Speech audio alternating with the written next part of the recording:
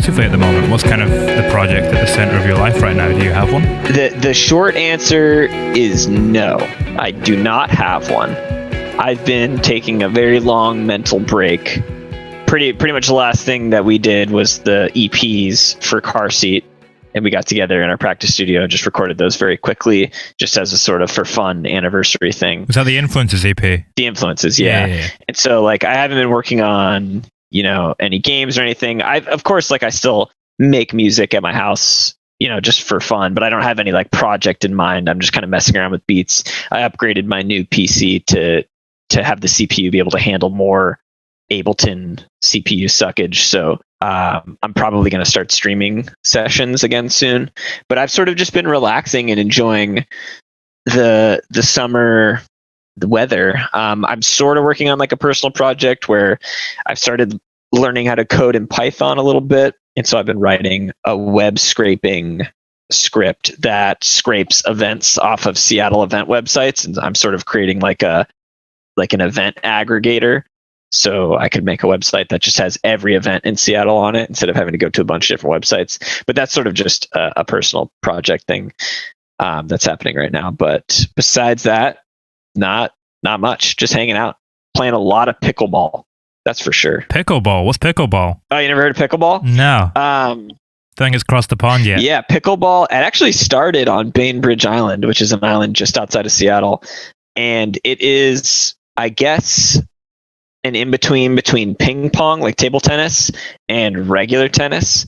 And so you play on a smaller court than a tennis court. It's a lot more constricted.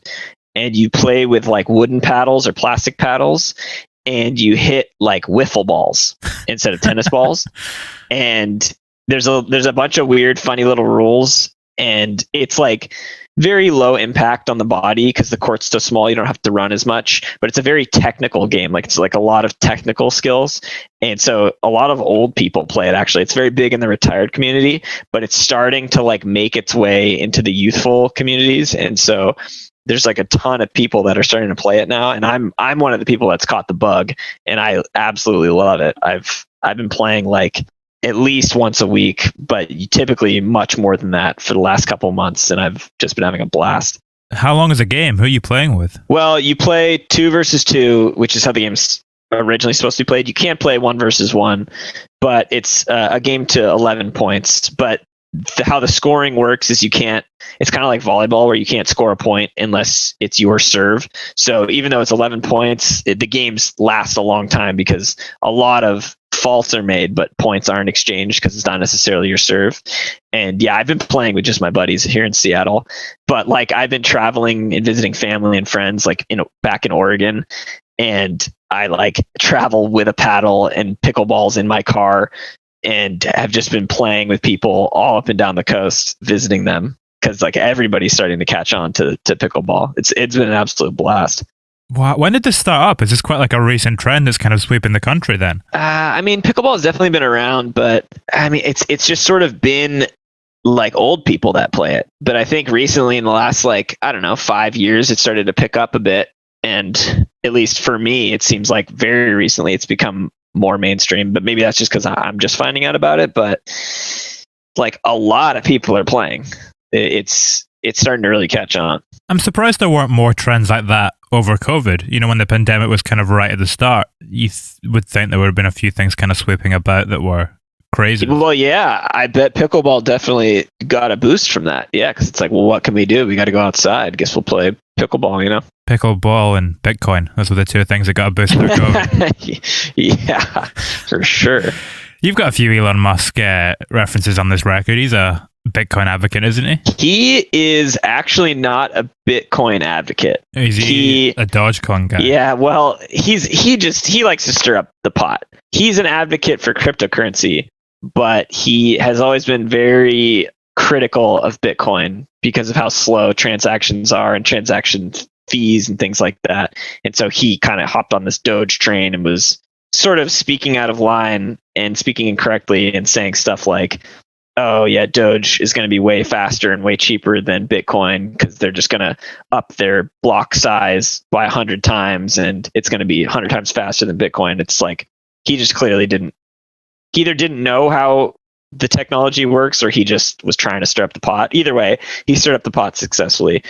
Or it was a pump and dump scheme. Yeah, it could have been too. Then he stirs it up and then he sells his shares when they're, I mean, how much did that go this year? Like 900% or something? Yeah, a lot. And it's hard to say because, I mean, Tesla bought a bunch of Bitcoin shares, but they have slowly sold it off, I think.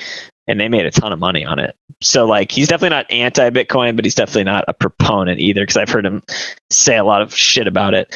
But yeah, I mean, it's been a total gold rush, and it's not over either. Like, this is just, you know, another bear market. But this happens. Like, I've been in the game since like 2017, and this is the second time it's happened. And if you look at it historically, it's like the 10th time it's happened in the history of cryptocurrency. It just big spike down, even bigger spike down. You know, it's similar to the stock market. Really, just, yeah. It's just, it happens much more quickly and much more volatile.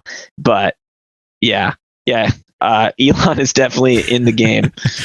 You're saying you've been in it since 2017. How much did you put in then, if you don't mind my asking? Not a lot. I mean, I got really lucky though. And so like I put in like a couple grand on this coin called Tron, which is, it was just this hilarious shit coin that was like very clearly they stole the technology and what you call the white paper, which is sort of the research behind the coin and the technology behind the coin. They plagiarized a white paper from somebody else to start up their coin, and then basically had rich investors from where the coin originated pump into it, and it skyrocketed. And I just like, I was in it as a total joke, and then 100 times my money. It was insane. Whoa. And of course, I never took any money out. So in reality, I didn't make anything. But at the peak of the spike, it was like almost 100 times what I had put in. And then of course it crashes, but I held on to it. And so like I've been able to move funds around, and as I've done more research and learned a lot more about the technology, I've moved funds around to places where I think the technology will be successful. And so I have most of my money in Ethereum now, and I've definitely kept putting money in since then. And yeah, I mean, I've definitely profited quite a bit. But that's partially because I got in so early, but partially because I've been patient, and I'm still being patient. Like there's a long way to go here.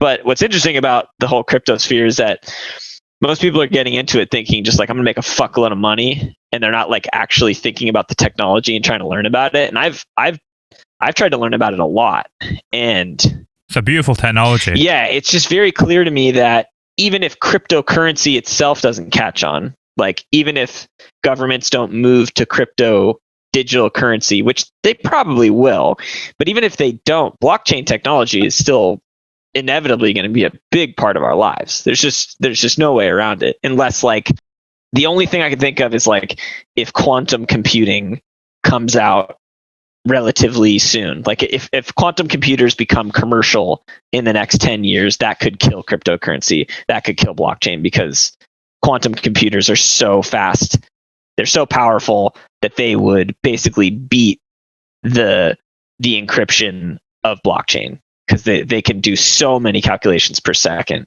That's the only thing that I could see destroying blockchain. But even then, there are blockchain companies assuming that that's going to happen, and they're taking steps towards solving it. But in the near term, difficulty in tandem with it, right? I mean, that's a mathematical problem that I'm not super comfortable with. But like, as far as I understand, the way it works now is there's like this thing called a SHA-256 encryption, where it's a 256 byte string of ones and zeros in different random orders, and basically the computer is feeding in. It's basically guess and checking. It's saying, oh, is it 1 followed by 255 zeros? Program says nope, and then it tries another version, and if it gets lucky and gets it, then it is validating that block. But with quantum computing, you can do like a billion things per second, a billion attempts per millisecond, or however fast these quantum computers are. It's unfathomably fast. And so like it would completely break a SHA-256 encryption. But yeah, like maybe there's ways to make more complicated ones, but I don't really understand the math behind that. That's sort of where my understanding breaks down. But what I've heard from experts is that it's not quite as simple as just like making the math harder with a SHA 256. Like, it's not like making it a SHA 10,000, you know? I'm not really sure how it works, but it would be like knocking down like an old school or something and having to build a skyscraper in its place. You can't just change it. You need to completely and companies are definitely massive degree. Yeah, they're thinking about it. But the bottom line is, no matter what, in the near future, blockchain is going to be a big part of our lives. It's just going to happen. And so it's really exciting to watch the technology. And of course, if you can make money investing in something that you believe in, that's great too. How did you first come to find out about it then back in 2017? I had a buddy that was super deep in the game. I mean, it's kind of how anybody gets into it, right? It's like word of mouth. Like you know a guy who knew a guy who knew a guy who knew a guy, and eventually it makes its way to you. And so he was just like, yeah, you guys should buy this stuff. Like, it's going through the roof. And so I was like, yeah, sure, fuck it. I'll put a little money in there. Like, I trusted him. He was a smart guy. And then we all sort of, like, me and my group of friends that all put money in it, we sort of bonded over our like crypto circle, and we were always talking about it and learning about it and stuff. It was hilarious. Even if we hadn't made money, it was still super funny to watch happen. But yeah, just a friend that knew about it. You still see that now. There's that kind of sense of community within that sphere. Yeah, there's definitely a sense of community, but it's a fucking disgusting community. I mean, it's so many scammers and people trying to just, steal money from other people. There's a lot of pump and dump schemes. There's a lot of plagiarism. And frankly, it's just a lot of really young people that this is from my experience. Like, I just see a bunch of young people not understanding the technology, not understanding anything about it. And all they're saying is, I'm going to make money. I want to make money. And like, that's fine. Like, if you're in it just to make money, like, of course, everyone's in it to make money. You're investing. It goes against the ethos of what the technology is about, though, doesn't it? A little bit. I mean, not necessarily, but it's just funny seeing so many people talk about crypto like they know a fucking thing about it when they just clearly don't.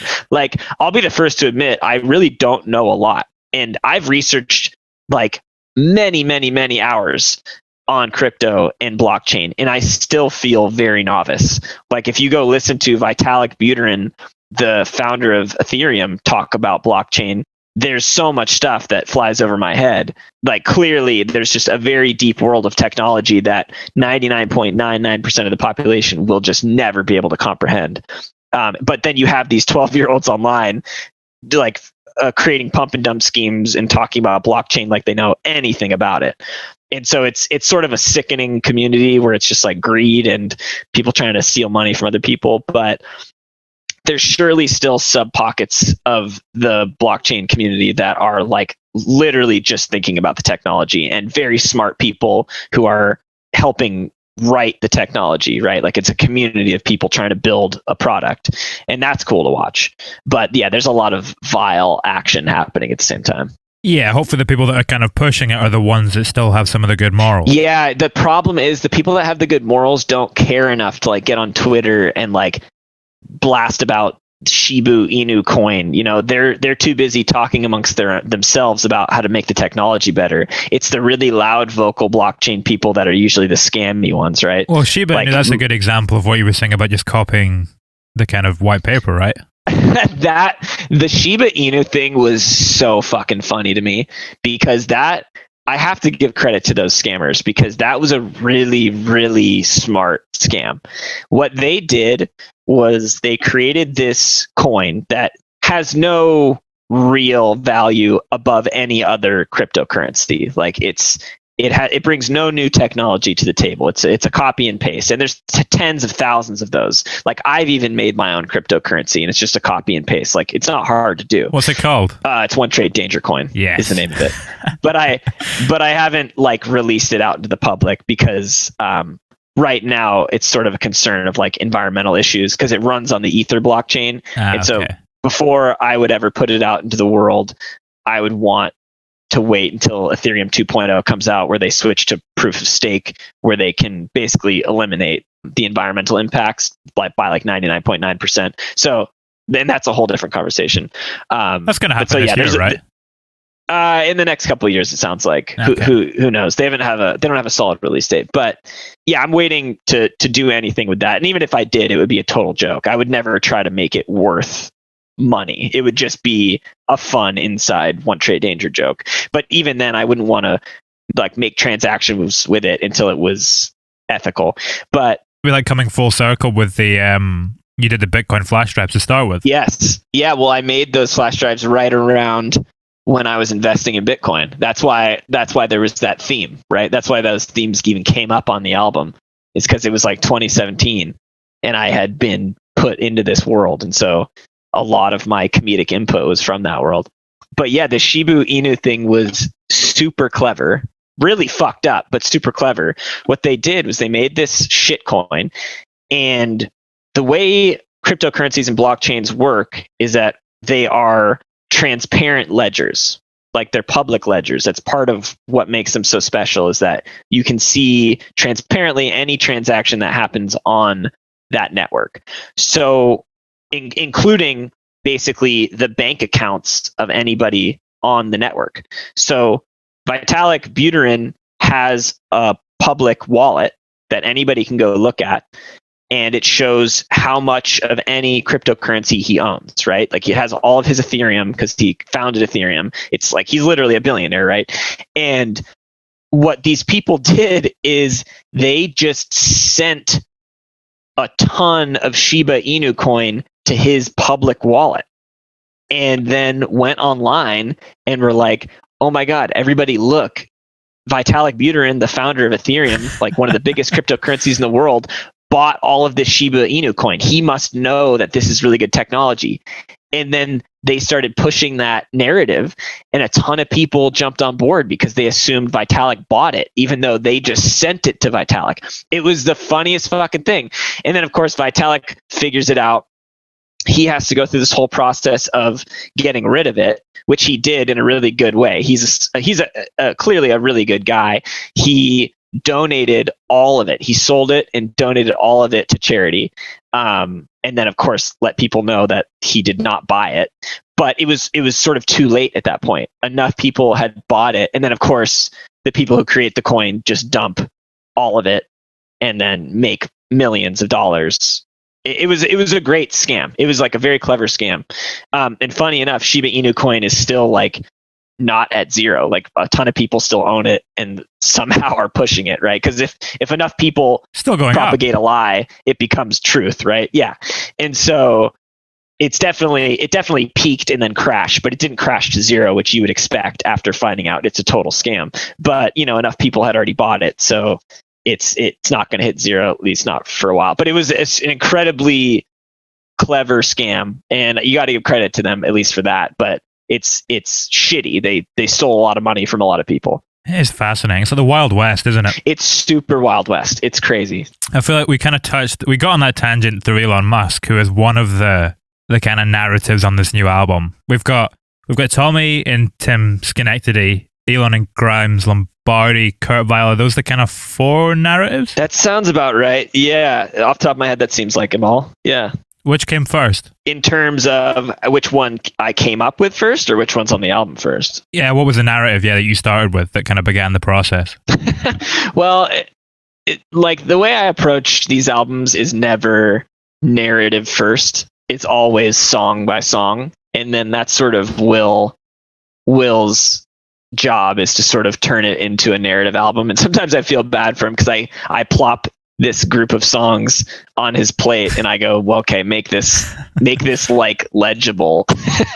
And he's good at doing it. But basically there was just a ton of different ideas floating around. Like we've had this inside joke in the band about Elon Musk and Grimes like arguing about like her wanting to go on a rocket and stuff like that. And when we'd be on tour, I would be making these jokes about the two of them in the car.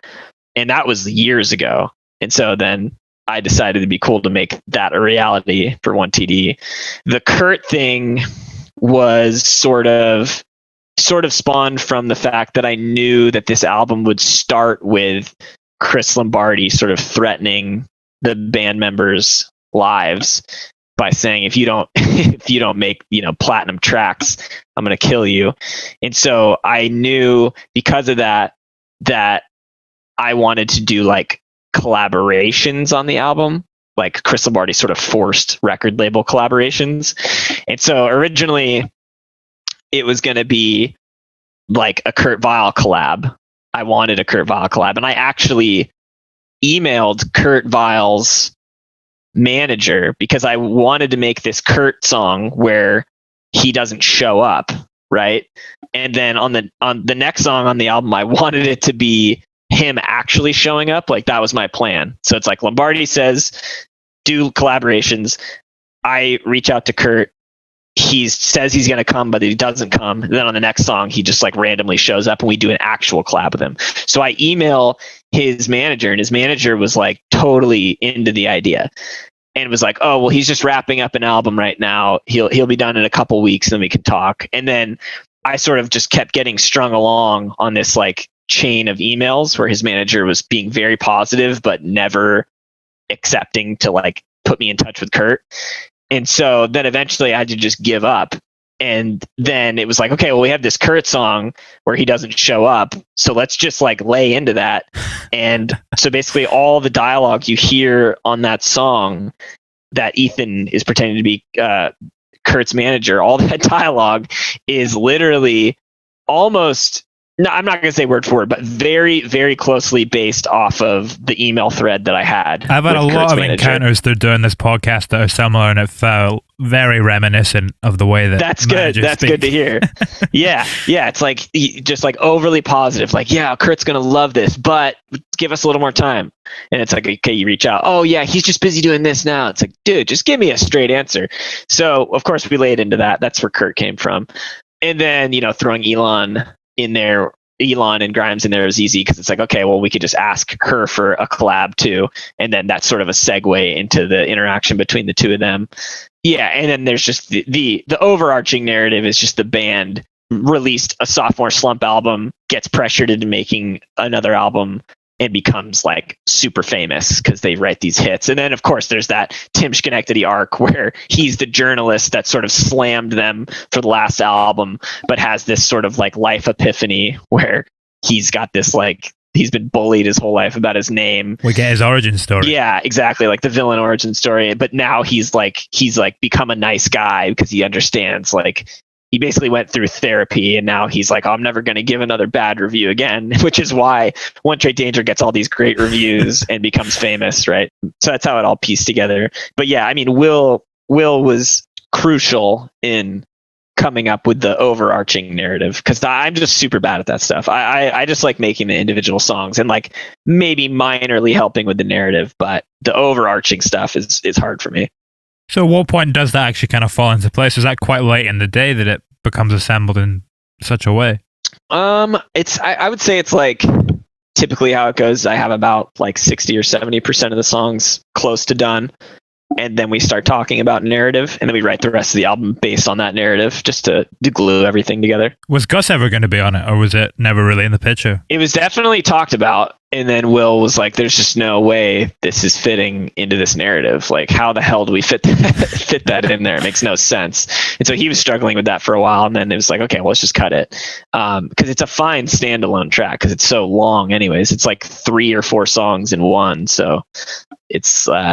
totally fine being a standalone. It would probably cut the momentum of the other ones too. Yeah, exactly. I remember last time you were on, and we kind of focused on the game for most of that chat, and we talked about how coding is a lot of little victories that come throughout the process, and it can quite often be tough to get to them. Where do the moments of satisfaction come when you're making an album compared to a game? Well, I would say the satisfaction in an album is on a song-by-song basis. Like when you're working on a song and it gets to a point where you like can listen back to it and laugh or be like, wow, that sounds good. Like that's very rewarding. And then of course, when the whole thing's done, just like the game, when you have a final product and you see people enjoying it, that's really fun. Like watching Timus go viral on TikTok was super funny. Wait, did it go viral on TikTok? It did. Yeah, it was crazy. Like I didn't even really know much about TikTok until it started going viral.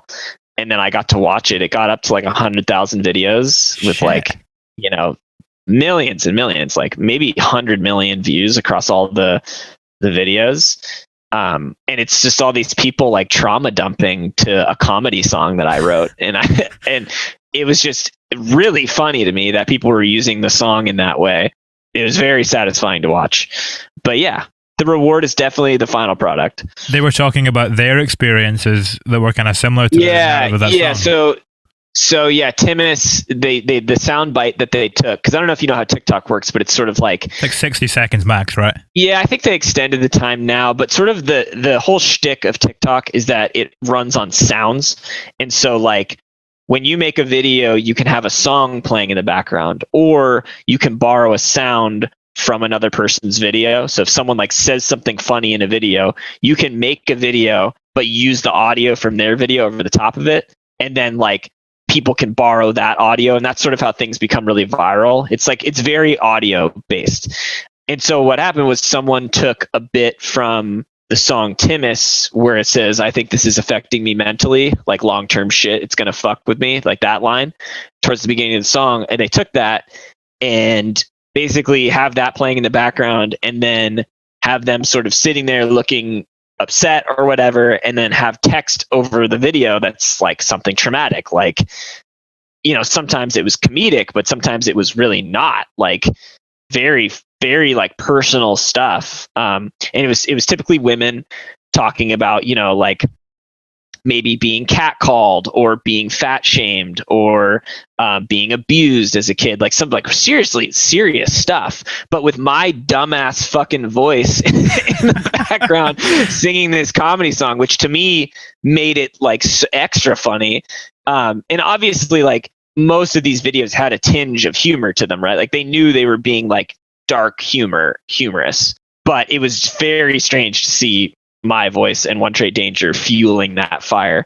But like any other thing on TikTok, it doesn't last long, right? Like it peaks and then crashes immediately. But it was fun to watch it. It was a fun little ride. But yeah, so that was definitely a rewarding part.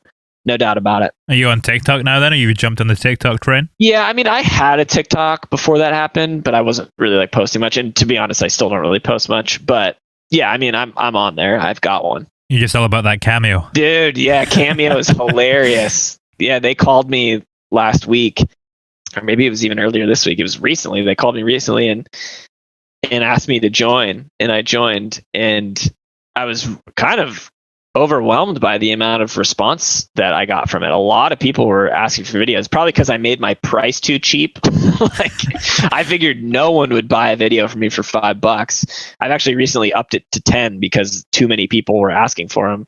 And like at $5, people were asking for really crazy, dumb shit. Like, you know, let me like take a picture of your toes in like weird shit. That's heading in an OnlyFans direction. Yeah, exactly. People were trying to turn it into some weird shit. So I had to up my price, but it's only $10, and it's still, I think 10 is still relatively cheap compared to most people on there. But I'm also not famous, so that makes sense.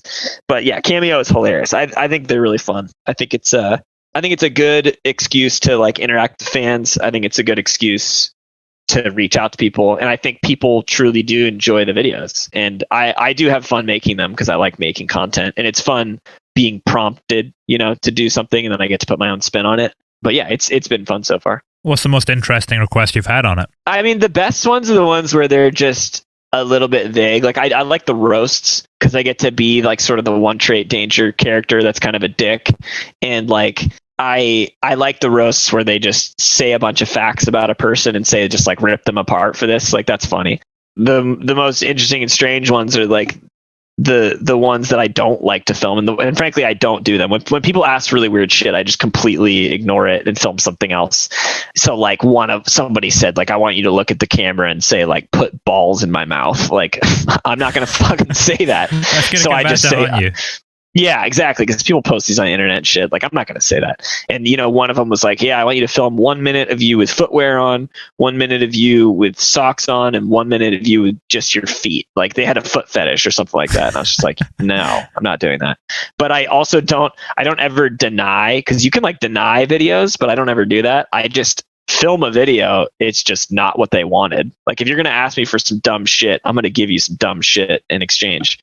But yeah, nothing too crazy, but definitely some weird shit. Can you see who's requesting it, or is it anonymous? Well, they just write like their name, but they could write anything. So, all I have is the only information I get is who it's to, who it's from, and what they want me to do. That sounds a bit sketchy. Yeah, I don't care who I'm sending it to.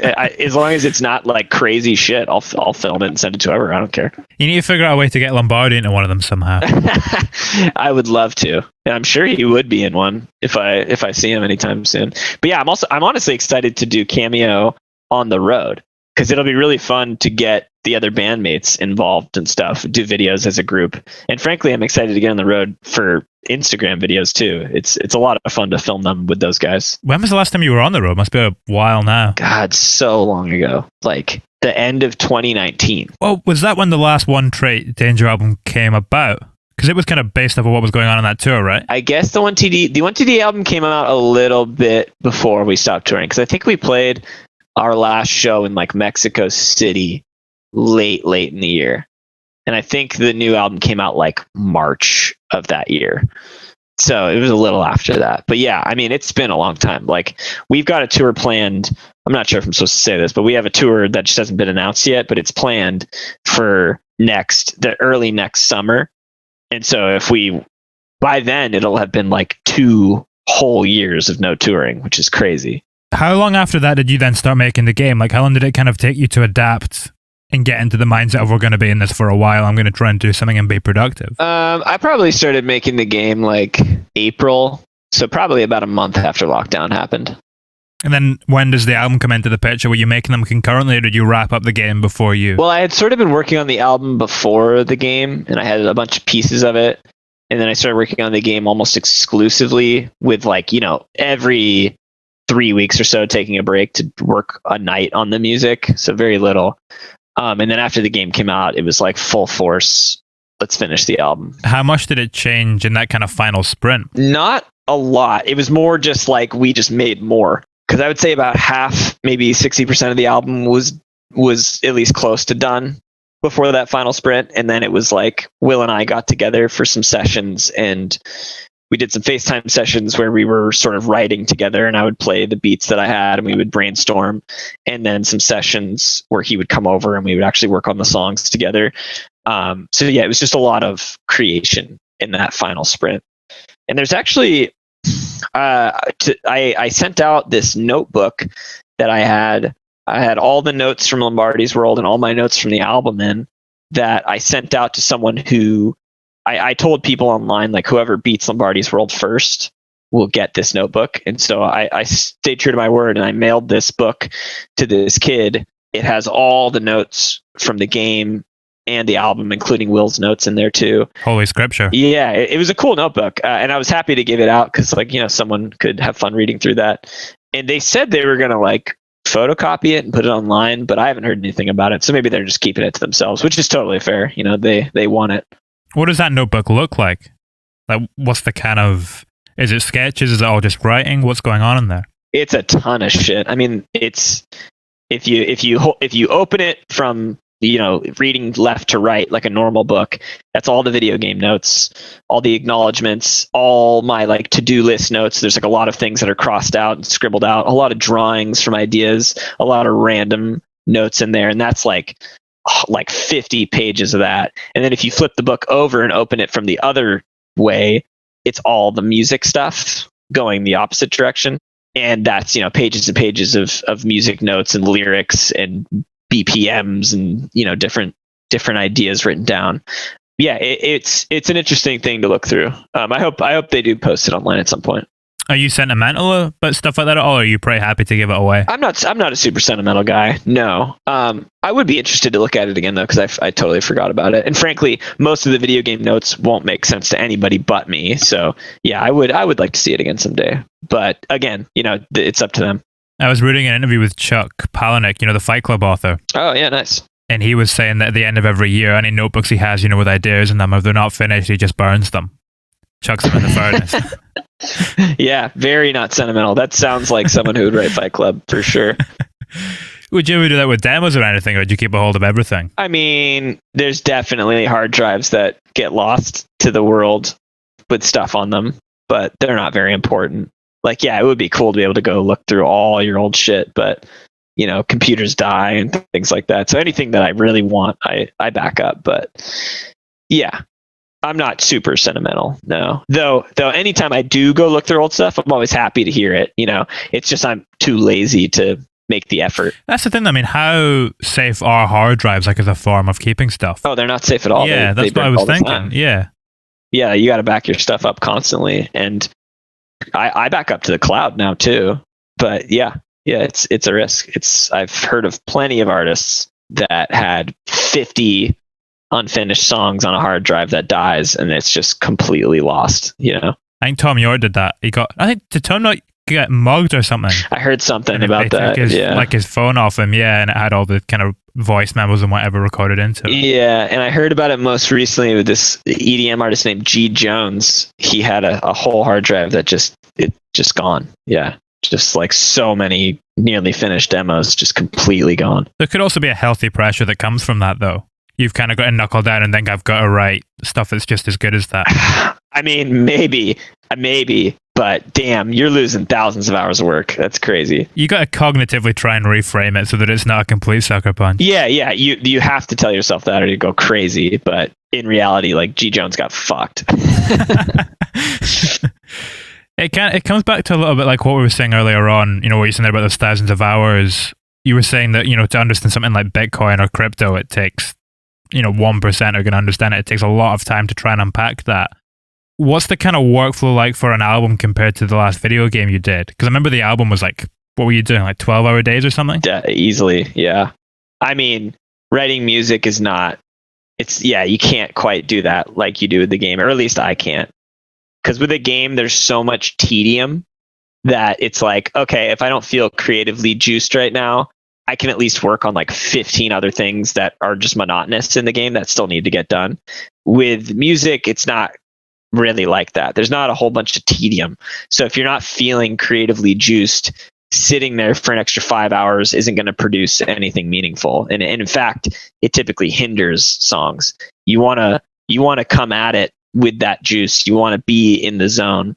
And it's about finding ways to get yourself in the zone. So it's less about hours put in and more about how to get yourself in the zone and like seizing those opportunities when you are in the zone and getting those ideas out of your head quickly. But having said that, if you have 50 demos that are unfinished, that's thousands of hours. Like, that's so many songs. Assuming they're not just like 8-bar loops, right? I would assume that they were like fairly fleshed out tracks that just needed to be polished.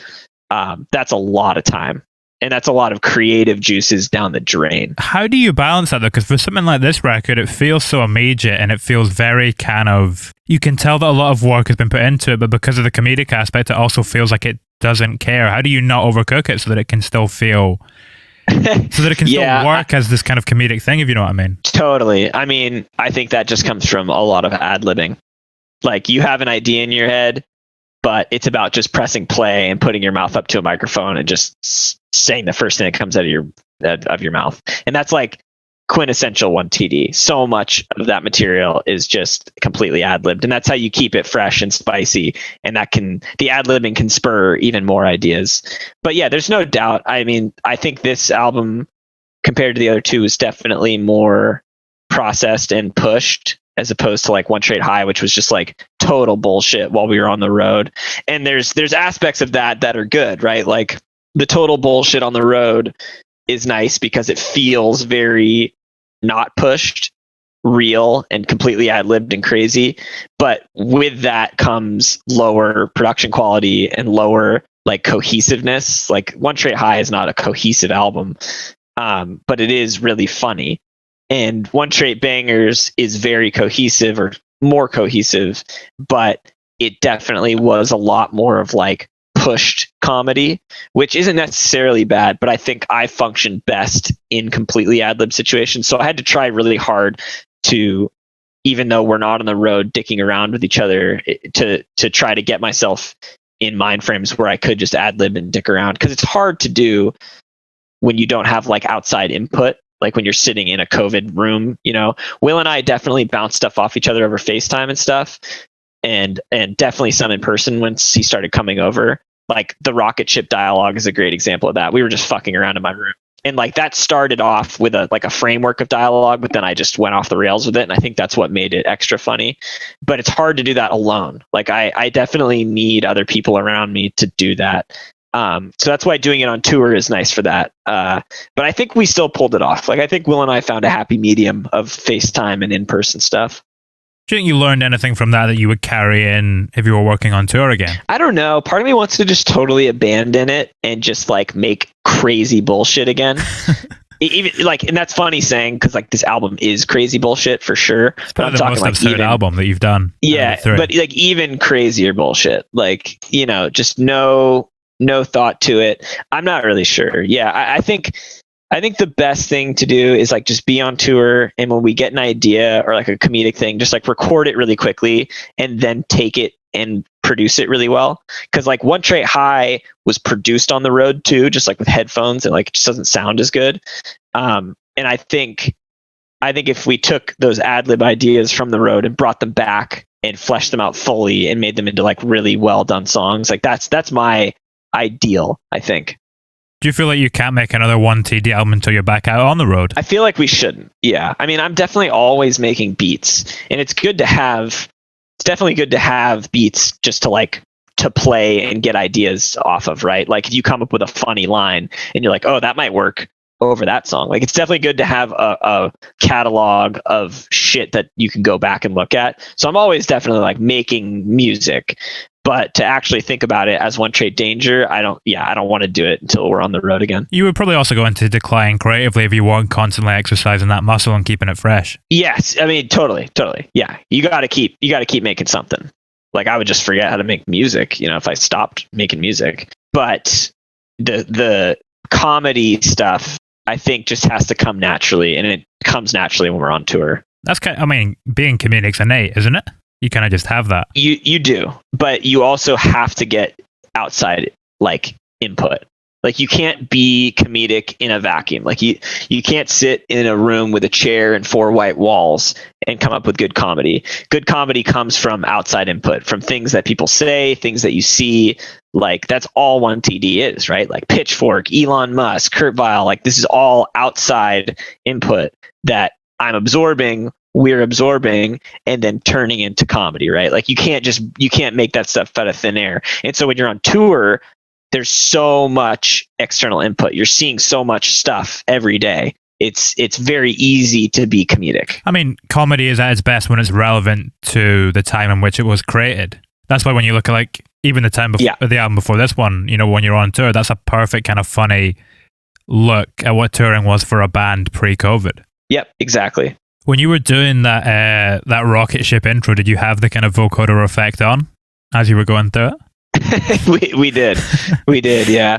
And it was sort of the way we did it was Will wrote out the script on his iPad, and we had him record his lines first, and he stuck pretty much to the script. And then I just sort of pressed play and recorded and listened to what he had recorded, and sort of just responded to what he said with whatever came to my mind first. Like we had a script that was somewhat structured for what I was supposed to say, but I eventually just completely ditched it and was just going off of what he said. And I think it made it much more funny. I like the idea of you being method in the studio, being in character as Grimes the whole time.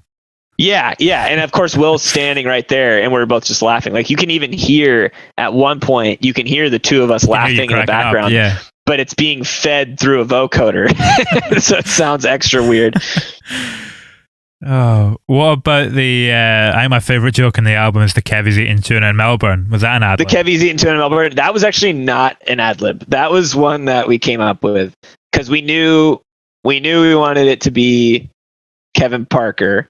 I liked the idea of him calling him Kevy, right? Because he's calling everyone something with a Y at the end because he's got this issue, this like complex.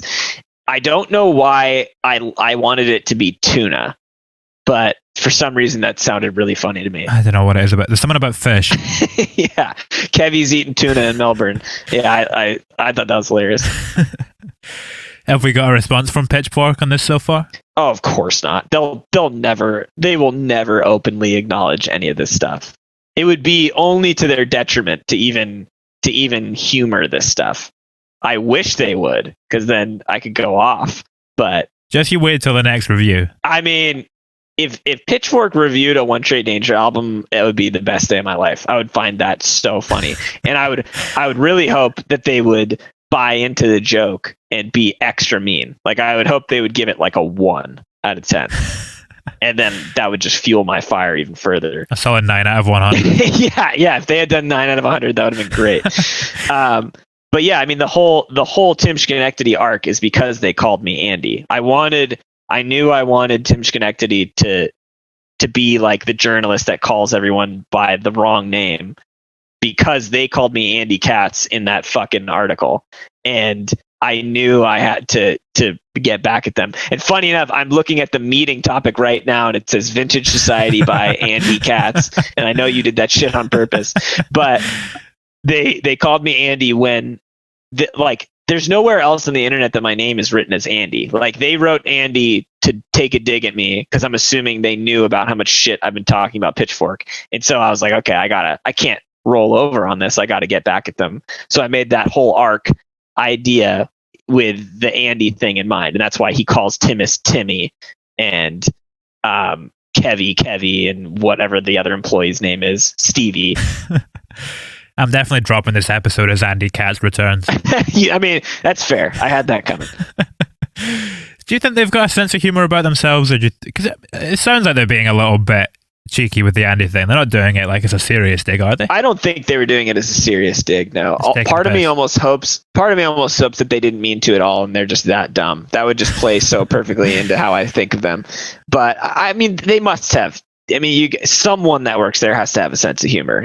Somebody does, and they've surely listened to 1TD. They've written about it indirectly through the Madlow article. Like, they know it exists. What did they say in the Madlow article about it? They didn't say anything directly about it. They just mentioned that it's like the comedy side project, because Will is donning the new trait persona in public. And so it was inevitable they were going to talk about One Trade Danger because of that.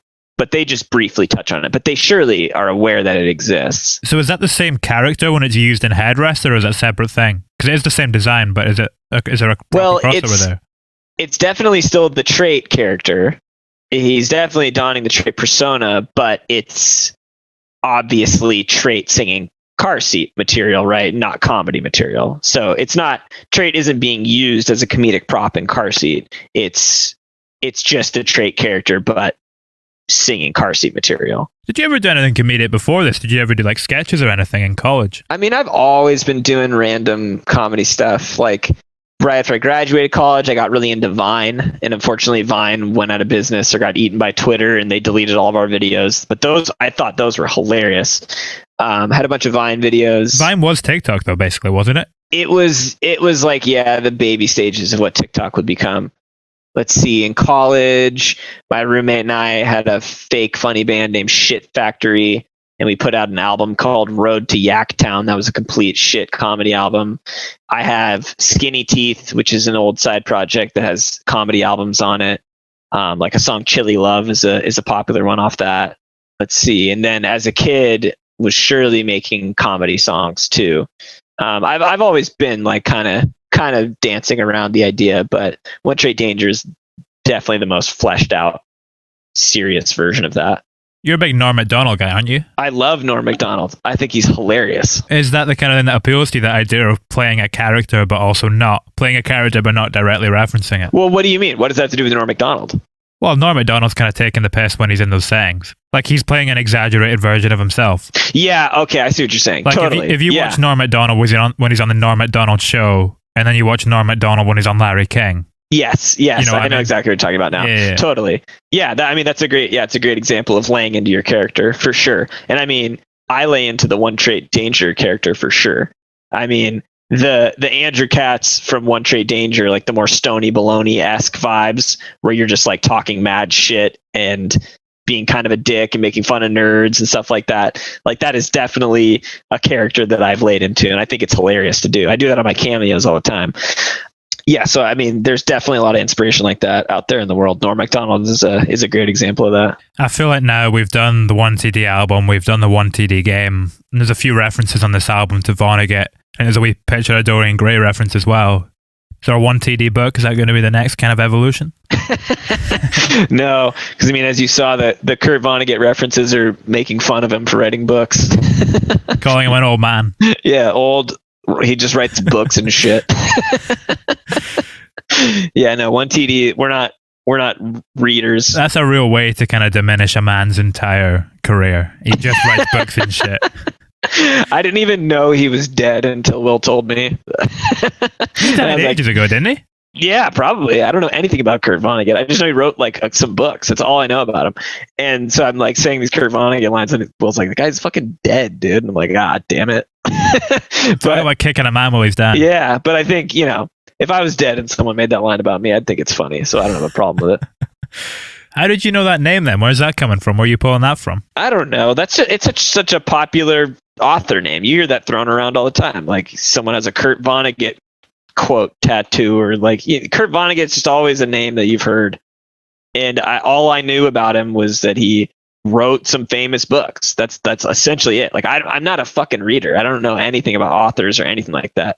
So I just knew he was a famous author, but also like that sort of was just another example of complete ad-libbing. I literally got on the mic and said, "Hi, my name is Donovan. I'm the PR rep for," and I was like, "Oh, what rhymes with Donovan?" And I was like, Kurt Vonnegut. Like that just came into my head in that moment. That was not something I wrote down on a piece of paper. And so then the other Kurt Vonnegut references came after that.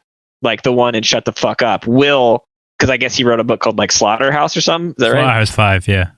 Yeah. So Will was like, oh yeah, let's put Slaughterhouse in here because you referenced Vonnegut. See, like that's what Will's good at. He's good at piecing my insanity together into something cohesive and glued together, right? Just picking out the through lines, seeing the little details, and kind of exactly, a little bit more. Which he's great at. Like if you listen to any of his music, like he's super good at that. He's very good at the full circle stuff, and I'm not. So it's good to have him on the team because I'm very good at ad-libbing and he's very good at putting the pieces together. So it's a great duo in that way. And so yeah, that was a completely ad-lib line, and then he was like, okay, well this is where we can put it in to make sense of that line, because otherwise that came out of nowhere.